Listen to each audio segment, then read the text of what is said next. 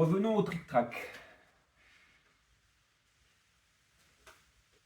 On peut jouer au tric-trac de manière intuitive, ça c'est sûr. Souvent c'est comme ça que les joueurs jouent, hein, avec un minimum de données de probabilité, un très petit, une très petite quantité de dose de probabilité, ou alors on peut jouer avec vraiment avec les probabilités. Et c'est plus le même jeu. Ça ne veut pas dire qu'on ne va pas perdre, mais sur plusieurs parties, ou sur une partie à écrire par exemple, qui est plus complexe, alors on va maximiser ses chances de gagner en connaissant les probabilités. Alors j'ai déjà fait des vidéos sur les probabilités, et dans ce cas présent, je vais parler de choses pratiques. Par exemple, on va se dire que alors on ne tient pas compte de l'autre côté, hein, on fait comme s'il n'existait pas. Donc on veut savoir, chose qui est fréquente, combien de chances où est-ce qu'il faut se mettre, on va dire, le plus près ou le plus loin d'une case que l'on veut couvrir. J'ai une demi-case et moi je veux la couvrir pour remplir. Où est-ce que je dois mettre cette date? Où est-ce qu'elle serait le mieux? C'est ça que je voulais savoir. Est-ce que, voilà. Est-ce que c'est ici, ici, jusqu'ici? Est-ce que c'est ça? Eh bien, tout dépend de ce que l'on veut. Si on veut l'atteindre absolument par la somme des 2 dés, ce qu'on appelle un coup indirect, la somme des 2 dés, hein, eh bien, tout va dépendre si on se trouve dans la zone des 6 cases, qu'on se trouve à 6 cases de celle que l'on veut atteindre, ou en dehors. Prenons le cas où on va se trouver à l'intérieur. Donc, ici, par exemple, je suis à l'intérieur. J'ai 6 ici, 5, 4, 3, 2, 1, voilà. Et j'ai rempli. Donc, alors évidemment, si je suis dans l'intérieur de cette zone, je peux avec un seul des 2 dés, je peux remplir. Mais ça ne nous intéresse pas sur ce que je vais vous montrer. Vous êtes parti sur l'idée que vous voulez le faire avec les 2 dés. Uniquement avec les 2 dés, mais pas avec un seul dé. Bien. Alors, vous allez vous dire, où est-ce que je vais me mettre? Est-ce qu'il vaut mieux se mettre ici, plus près de la dame à couvrir, ou le plus loin? Eh bien, faisons vite le calcul. Il n'y a même pas de calcul à faire, je vais vous donner le résultat. D'accord? Eh bien, si vous voulez faire ça avec 2 dés, il faudra faire par exemple un 5 et un As, un doublé de 3, vous voyez, un 4 et un 2. Bon, voilà. Donc ça fait 5 chances. Vous avez 5 chances de faire un 6 avec 2 dés. 5. Ici, vous n'avez plus que 4. D'accord? 5, 4, 3, 2, une chance et aucune chance ici. Vous n'avez aucune chance ici parce que vous n'avez qu'un déplacement de 1 point. Mais ça, vous ne pouvez pas le faire avec 2 dés, puisque 2 dés, c'est minimum, c'est 2. Donc, et c'est bien ici que l'on s'arrête. Voilà. Donc, je vous dis, plus vous êtes loin, plus vous avez de chance, de remplir. Avec 2 dés, d'accord? On viendra après avec un seul dé. Donc là, vous avez 5 chances. C'est le plus grande possibilité, c'est 5. 5, 4, 3, 2, 1, et puis c'est tout. Alors, si vous avez passé, c'est fini, vous ne pourrez pas. Donc, si vous voulez rester dans cette zone, il faudra que vous soyez le plus loin possible dans la zone. 5. Très bien, ça ne fait pas beaucoup quand même, hein, sur 36 tout ça. Bon, et maintenant, si vous êtes en dehors de la zone, en dehors, hein, donc en dehors, ça commence ici, c'est-à-dire à 7 points de cette case de celle qu'on veut couvrir. 7, hein, par exemple, 8, 9, 10, et puis s'il y avait deux autres cases, 11 et 12. Alors, est-ce qu'il vaut mieux? Alors, vous avez vu que ici, plus je suis loin, et plus j'ai de chance. Eh bien, ici, ça va être l'inverse. Ça va être l'inverse. Comme on l'a vu dans la vidéo des probabilités précédentes, eh bien, la meilleure situation, c'est lorsqu'on est à 7 cases. Vous voyez, ici, je suis à 7. Je suis juste en dehors de la zone des 6. Donc, vous voyez, je suis juste là. Eh bien, il me reste, j'ai 7 cases à couvrir. Eh bien, c'est la meilleure position. Pourquoi? Parce que là, j'ai 6 possibilités sur 36. 6. Et on ne peut pas faire mieux. Pourquoi? Parce que maintenant, quand je vais m'éloigner, ça va être l'inverse de l'intérieur, c'est-à-dire que je vais diminuer mes chances. Donc ici, lorsque je suis à 7 cases, et ici, après, 8 cases, 9 cases, etc. 6, d'accord? Après, 5 ici, 4 ici, 3 ici, et puis s'il y avait encore 2 ici, et 1 pour la dernière. Voilà. Et puis voilà. Donc, vous voyez bien que la meilleure case sur tout l'ensemble maintenant, qu'on soit à l'intérieur ou à l'extérieur, la meilleure position, c'est à l'extérieur, mais juste avant la zone des 6, c'est-à-dire à 7. Donc si vous voulez rester dans cette zone-là, ici, vous mettrez votre dame de préférence ici, ou vous garderez une dame ici, pour atteindre ici, d'accord? Par contre, si vous êtes à l'intérieur, vous vous situerez plutôt sur cette case. C'est important ça, de savoir, comme ça on sait si on doit avancer ou non. Vous voyez, voilà. Alors donc vous notez que la meilleure position pour tout l'ensemble, c'est lorsqu'on est à 7 et on a 6 chances. Et si je suis à 6 chances ici, eh bien je vais avoir 5, 4, 3, 2, 1, plus près du tout. Et là ici, 5, 4, 3, 2 et 1. C'est symétrique par rapport à ça, à cette position. Voilà. Voilà ce que je voulais vous dire sur les probabilités. Donc ça, c'est très important. Hein. Si vous avancez trop près de la dame alors que vous êtes dans la zone, vous allez diminuer sensiblement vos chances de réussir à couvrir la dame qui est isolée. Par contre, à l'extérieur, plus vous serez loin, et moins vous aussi vous aurez de chance. C'est pareil. Vous aurez moins de chances, mais dans l'autre sens, vous voyez. Alors que si vous êtes plus près de la zone des 6, eh bien, en étant à 7, c'est le mieux, eh bien, vous allez maximiser vos chances. Et donc, pour tout l'ensemble, c'est la première case en dehors de la zone des 6, c'est-à-dire la 7e. Voilà. Ça, c'est à retenir. C'est la première chose. Maintenant, nous allons voir... alors, pour faire ça, je vais mettre celle-ci, et puis on veut couvrir cette dame. Et je n'ai qu'une dame. Alors, est-ce qu'il vaut mieux la mettre ici? Ici, alors là, ça va être des coups directs. Hein. On va pas direct. On veut faire, on va dire, ce qu'on va vouloir faire, c'est obtenir maintenant directement. On a vu les 6, on vient de voir les 6 de manière indirecte, c'est-à-dire avec 2D. Bon, là, je parle de la manière directe.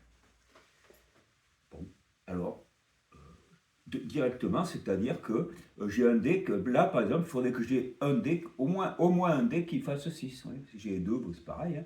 Donc, du moins que j'ai un 6, clac, je le remplis. Je ne m'occupe pas. Hein. J'ai dit que il ne faut pas chercher à dire ah oui, mais on passerait de. Bon, non, on ne parle pas de ça. On regarde qu'est-ce que ça donnerait de manière, on va dire, autonome. Voilà. C'est pour parler de probabilité. Bon, alors je suis ici. Combien j'ai de chances de couvrir? Et si je suis ici, combien vaut-il mieux se mettre ici, ici ou ici, si je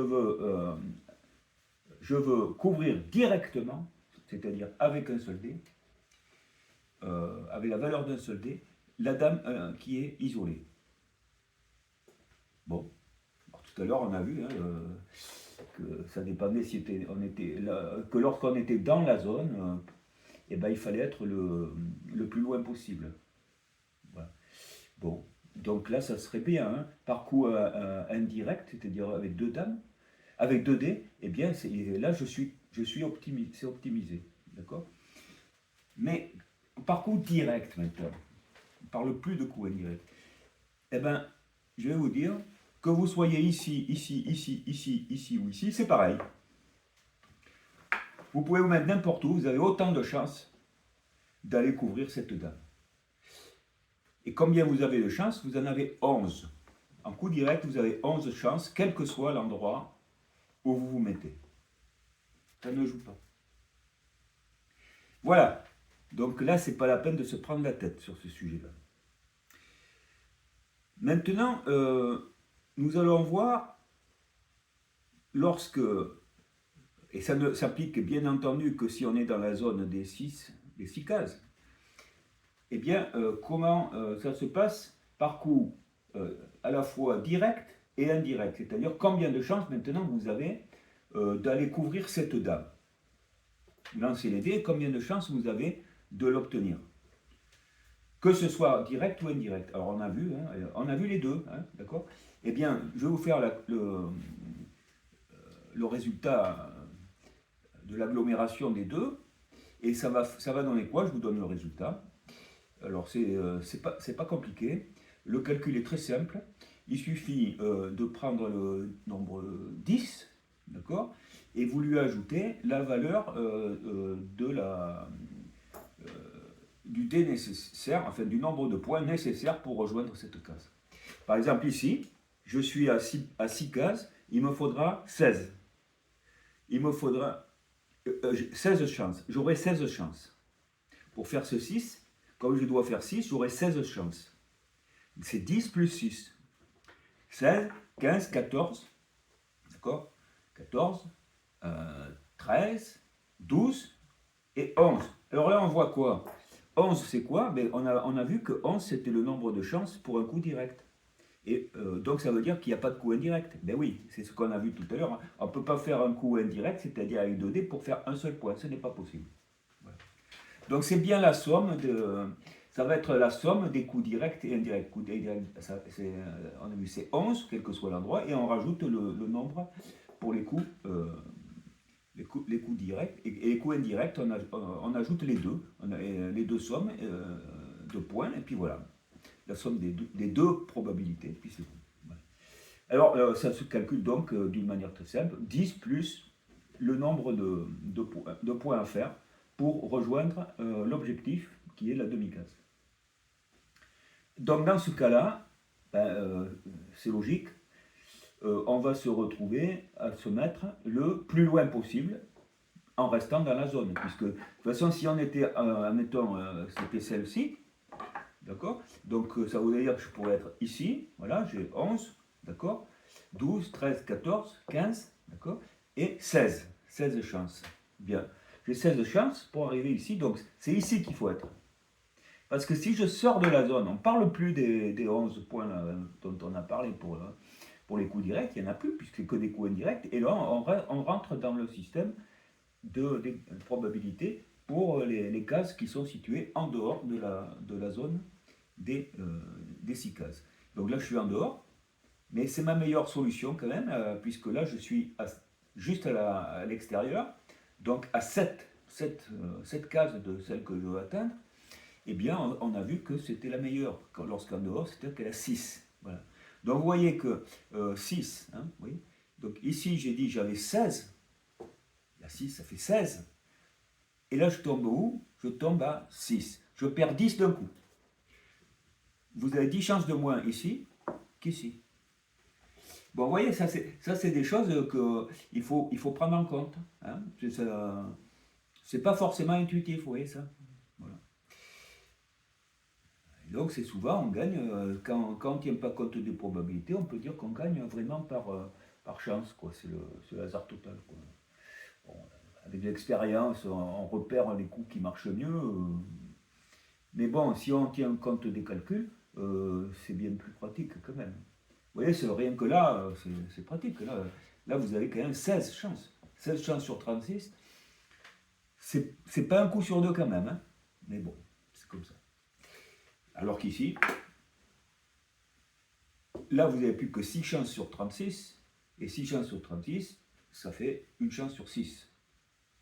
Là, on est presque à une chance sur 2, une chance sur 6. Là, si vous ne pouvez pas avoir celle-là, mais pour avoir celle-là, ça peut aller encore. Vous voyez, vous avez 15 chances, voilà, etc. 14, etc. Même ici, alors, ici, si vous êtes ici, vous avez plus de chances de remplir que si vous êtes placé ici. C'est à la première case en dehors, où là, vous avez 6 chances. Vous avez 6 chances, alors que ici, vous en avez 11. Ça peut ne pas paraître évident au départ quand même. Voilà. Donc vous pouvez faire des retours en arrière sur la vidéo et puis si vous voulez voir tout ce que je viens de dire, il faut bien en tenir compte. Voilà, c'est la première chose que je voulais dire concernant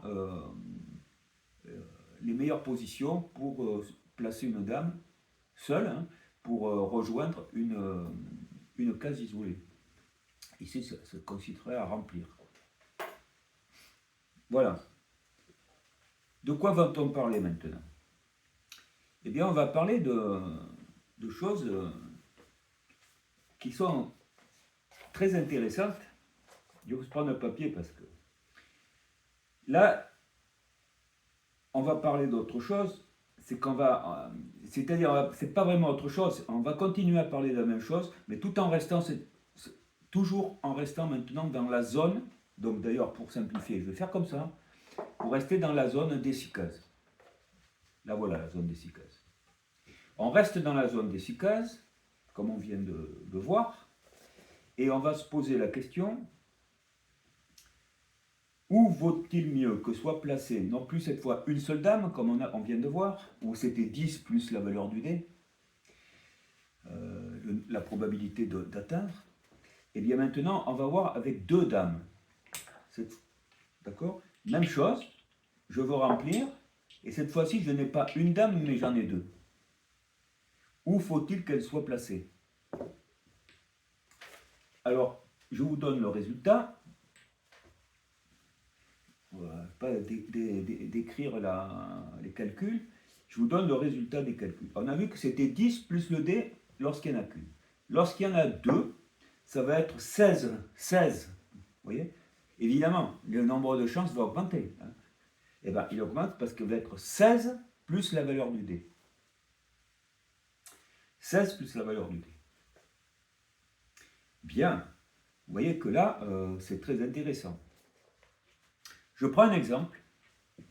J'ai une dame ici. Donc, 16 plus la valeur du dé, immédiatement, ça fait penser que il vaudra, comme tout à l'heure, il vaudra mieux qu'on soit le plus éloigné possible. Le plus éloigné, c'est 6. Donc, et l'autre, le plus éloigné, c'est 5. Parce que si elles sont toutes les deux là, ça ne change rien. Hein, donc 16, c'est comme s'il n'y en avait qu'une. Donc ici, c'est là où je vais avoir une somme de points par rapport à amenée par les dés. Là, ça correspond à la valeur des 2 dés, ça. C'est-à-dire que là, si je veux amener, par exemple, avec un 6 et un 5, oui. Soit le 6 passerait, soit le 5 passerait. Oui. Bon, alors le résultat, je vous dis, c'est 16 plus le dé. Alors, 16 plus les dés, là j'ai 6 et 5, 11, 11 et 16, 27. J'arrive à 27 chances. 27 chances de couvrir cette dame. 27. Ah, là ça devient bien. Mais attention, on peut faire mieux. On peut faire mieux, c'est pour ça qu'on va pouvoir disposer un peu différemment. On peut optimiser les choses encore plus. 27. Ici, hein. Bon. Mais vous allez pouvoir ajouter des points, on va dire, dans un nombre de points de probabilité supplémentaires.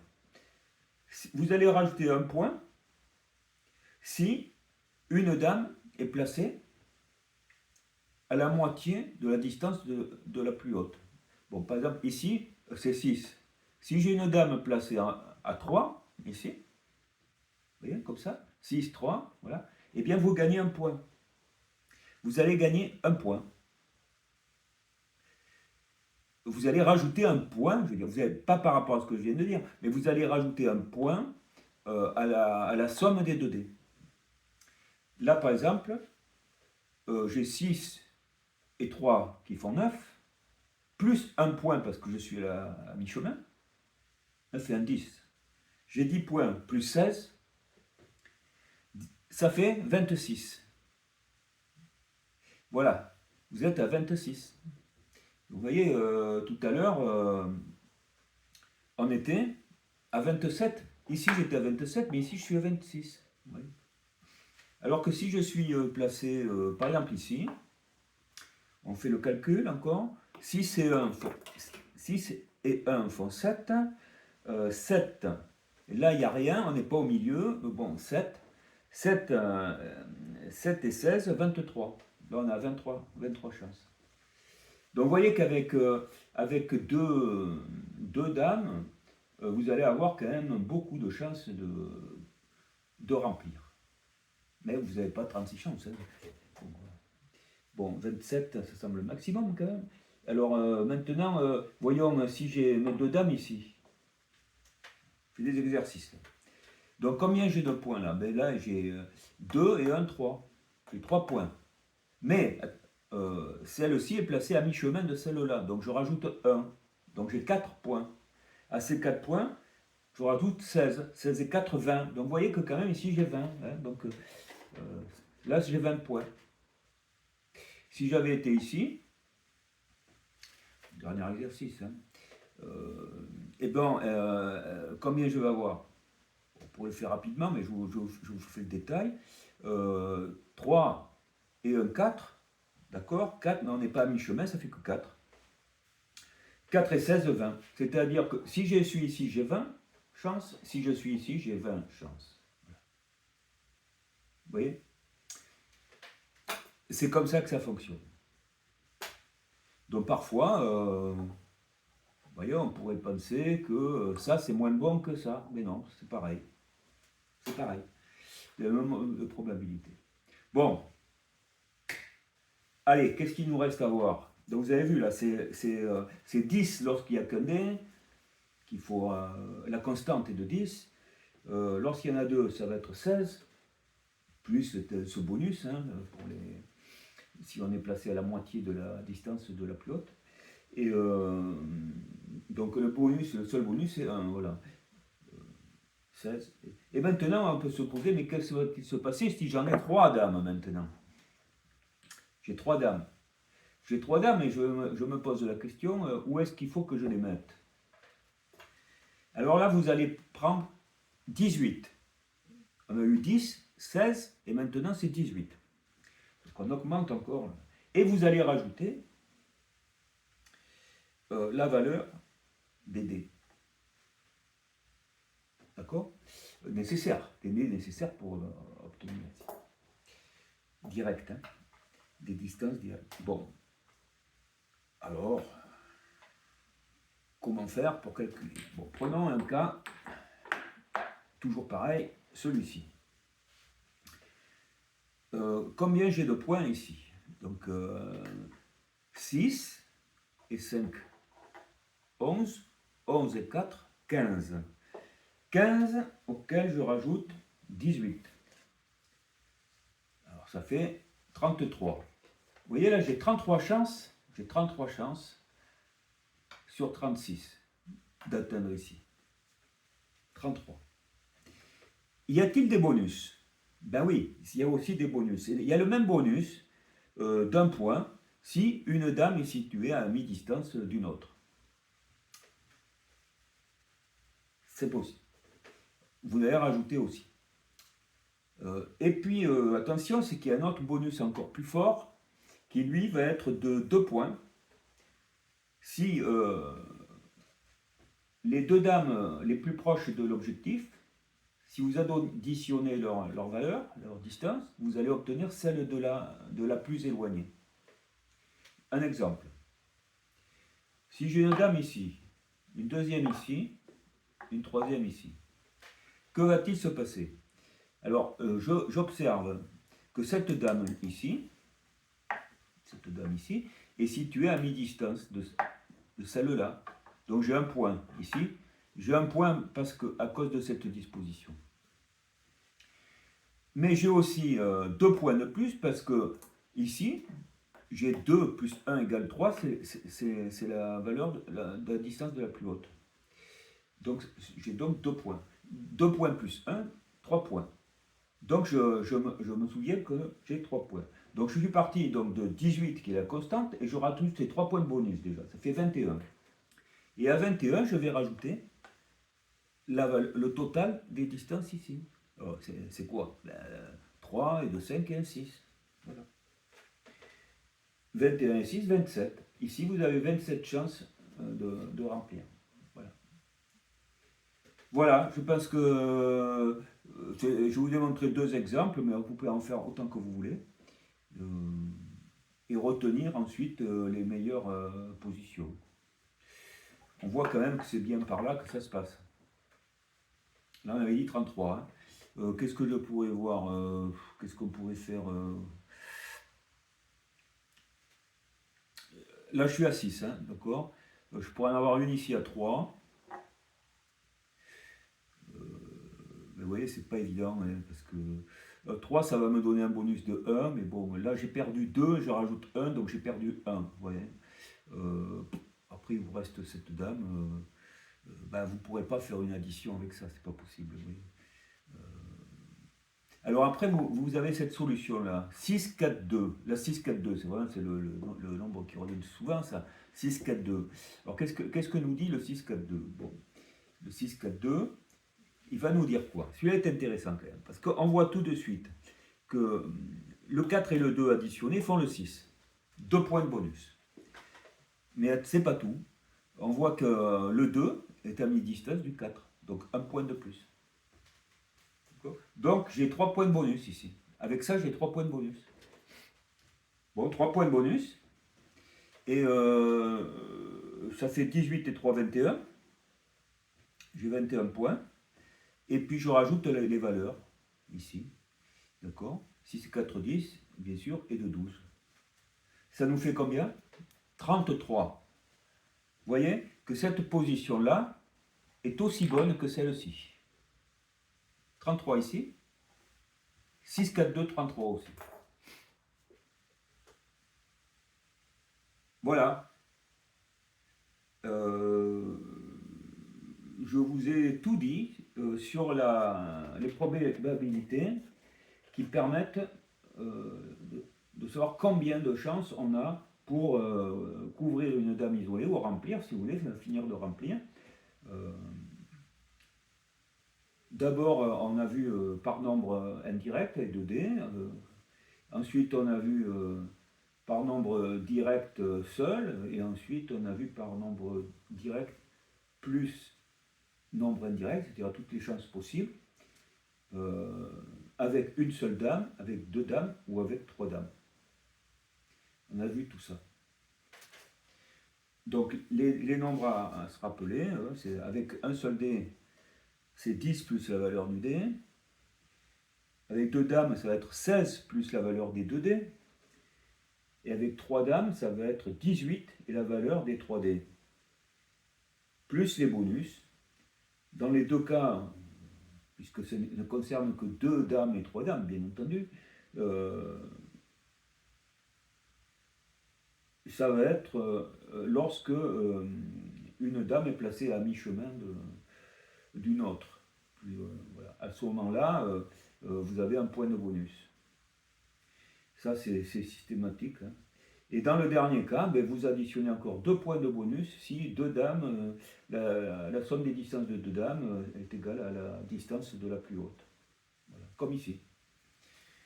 Et c'est tout, c'est pas très difficile à se souvenir. Hein. C'est 10, bon le 10 c'est très facile, et puis après c'est 16 et 18. Voilà. Donc vous voyez, c'est comme ça que ça fonctionne. Et puis je pense que je vais en rester là, parce que la prochaine fois, je vais attaquer quelque chose de très très intéressant. Et vous allez voir, c'est très différent le résultat au niveau probabilité. C'est très différent. Ce que je vais faire, c'est les probabilités. De la même manière, hein, suivant le nombre de dames qu'on va avoir de disponibles, c'est de savoir combien de chances on va avoir pour couvrir, mais de deux manières cette fois-ci. C'est-à-dire que on pourrait marquer cette fois-ci 2 fois 4 points ou 2 fois 6 points. Donc c'est très intéressant parce que là c'est pour marquer 8 points ou 12 points si ça avait des doublés. Bon. Et là on inclut tout l'ensemble pour la probabilité de savoir. Tout ce qui nous intéresse c'est savoir comment faire pour gagner de deux manières, par deux manières. Non plus par une seule, là nous on a vu pour une seule, maintenant on va voir pour de deux manières, voilà, simplement de deux manières. Simplement de deux manières.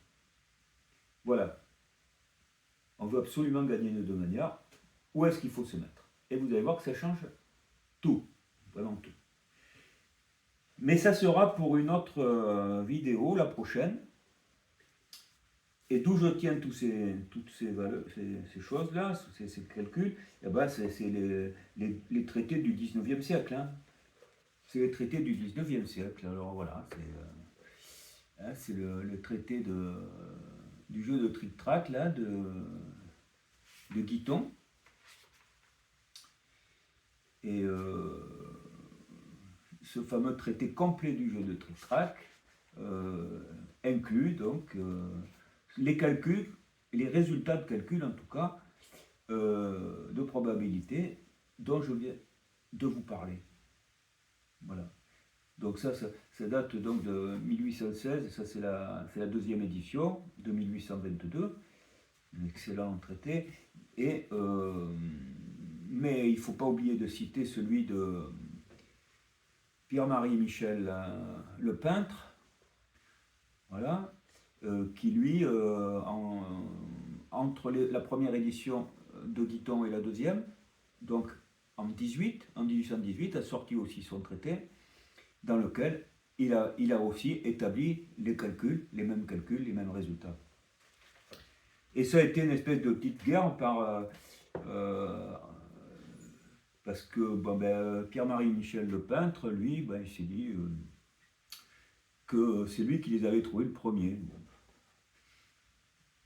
Et dans cette édition, le Guiton, il dit mais c'est n'importe quoi, hein. c'est moi qui l'ai dit le premier puisque j'ai sorti mon livre avant lui. Bon. Donc espionnage. Donc voilà. Et ça, c'est passé dans les journaux, vous voyez, c'est passé dans le journaux des débats, vous voyez, du 24 janvier 1817. C'est ça, oui. Bon, alors voilà, donc 1817, c'est là que il y a eu une grosse discussion pour dire, bon, c'était un peu moqueur, hein, l'article du journal. Voilà. Concernant cette histoire-là de est-ce que c'était Guiton ou est-ce que c'était le peintre, quoi, qui avait trouvé les premiers résultats. Voilà. Et et tiens, voilà, dans l'avertissement, voilà ce que dit Guiton. Depuis notre première édition, il a paru un petit volume intitulé Cours complet du tric-trac, dont l'auteur qui s'est désigné sous la qualification de vieil ermite du Morbihan, donc c'était le pseudonyme là, de Pierre-Marie Michel le peintre, a employé en changeant seulement la forme une grande partie de nos calculs. Il prétend les avoir fait connaître le premier. La date de l'impression des deux ouvrages suffira pour constater à qui appartient cette priorité. Du reste, nous n'avons rien trouvé dans le sien qui ait pu nous donner seulement l'idée de faire le moindre changement au nôtre. Voilà, donc lui, il prêche pour sa paroisse en disant que c'est lui qui a sorti le livre le premier. Voilà. Ah oui, excusez-moi, mais tout à l'heure, quand je vous ai parlé du journal des débats, le journal des débats du 24 juillet 1817, et c'est pas lui qui pouvait parler de cette dispute entre les deux auteurs, puisque Pierre-Marie Michel le peintre a sorti le sien un an après, en 1818, donc c'est pas possible. Donc c'est pas de ça qu'il parlait, je vais vous dire ce qui était dit. Voilà, ça c'est Guiton qui parle. Le succès qu'a obtenu la première édition de ce traité, l'approbation que lui ont donné les amateurs les plus éclairés, les éloges qu'en ont fait plusieurs journaux, et spécialement celui des débats du 24 janvier 1817, ont fortifié notre zèle et nous ont encouragés à donner à cet ouvrage le degré de perfection dont il pouvait être encore susceptible. Voilà, en fait, c'est les éloges qu'il a reçus pour son livre, la première édition de 1816, qui était dans le journal des débats. Voilà. Mais ensuite, Pierre-Marie Michel le peintre a prétendu que Guiton lui avait piqué ses feuilles de calcul. Voilà. Alors Pierre-Marie Michel le peintre, il y a une vidéo sur lui. J'ai refait sa généalogie et j'ai révélé, en fait, on peut dire ça, puisque aucune part c'est écrit, puisqu'il n'y a que des erreurs. Bon, on dit souvent qu'il était né à Mantes, voilà, et puis d'autres, on dit que c'était peut-être à Nantes, mais il n'y a pas beaucoup. Et puis, mais bon, ce qui est repris le plus fréquent, c'est Mantes. Et parce que ça s'est révélé par Kérard au XIXe siècle, etc. Voilà. Mais la réalité, c'est que c'est pas ça. C'est ni Nantes ni Mantes. Voilà. Mais c'est plus près de Nantes quand même. Donc, si vous voulez savoir tout sur Pierre-Marie Michel le peintre, sa naissance, son milieu,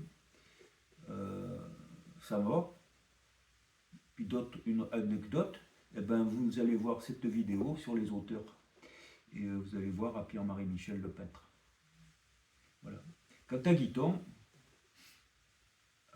lui, il était je crois, président du tribunal de commerce de Paris. Voilà. Et je crois bien que c'est son frère, lui c'était Nicolas Guiton. Et Guiton l'aîné. Oui.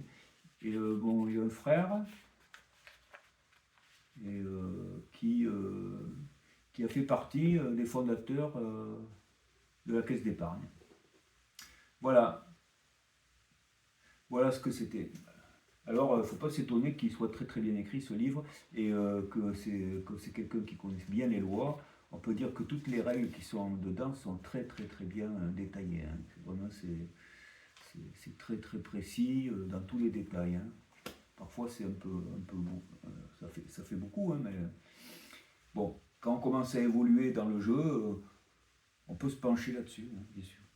Voilà. Bon, allez, il a fallu que je m'attarde, je l'ai fait. Et je m'arrête là. Je m'arrête là pour les probabilités. Ça vous donne déjà une première idée de comment faire, si vous ne le saviez pas, pour essayer d'avoir un maximum de chances de marquer des trous. Voilà. Et puis c'est tout. Mais là, comme je l'ai dit, on n'a pas tenu compte de la position de l'adversaire. C'est sûr que l'adversaire, lui aussi, va jouer avec les probabilités pour essayer de casser votre jeu, bien entendu. Je marche dans les deux sens. Allez, sur ce, je vous dis au revoir.